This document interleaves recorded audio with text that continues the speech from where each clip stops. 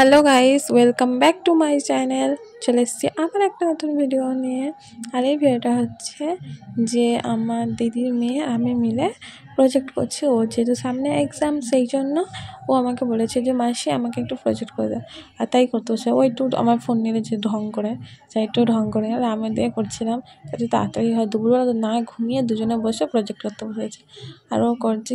এবার আমি যেহেতু ওর দুটো না তিনটে কমপ্লিট করতে হবে, তা ওর সমস্ত লেখা কমপ্লিট হয়ে গেছে, শুধু ওপরে আর্ট করাগুলো বাকি আছে, মানে ড্রয়িং করাগুলো। সেগুলো কমপ্লিট করতে করতে দেরি হয়ে যাবে বলে আমি করছি। আর ওই থেকে বদমাশি করছে, এরকমভাবে ভিডিও করছে।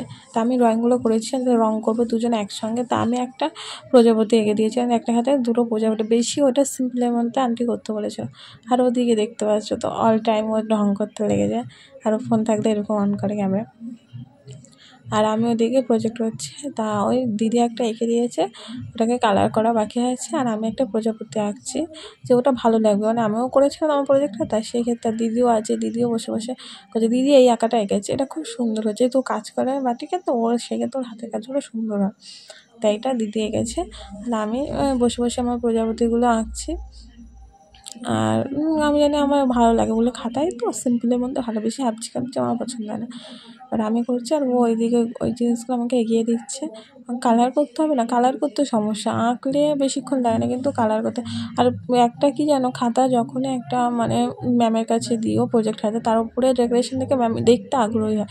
সেক্ষেত্রে আমরা প্রত্যেকটা প্রজেক্টের উপরে মানে যেহেতু ফন্ট পেজটা আমরা সুন্দর করে করি, মানে মলারটা, সেক্ষেত্রে মানে একটা প্রেজেন্টেশন হিসেবে সুন্দর করে জমা দেওয়া, সেইটা আমি ওকে বলি সবসময়। তা ও বলছিল একা একা করা, তো তাও ওই জন্য আমার কাছে বিকেলবেলা সে না ঘুমিয়ে, আর আমার তো ভালোই লাগছিল না, কিন্তু তাও ও বলছে অনেক করে, তা বসেছি।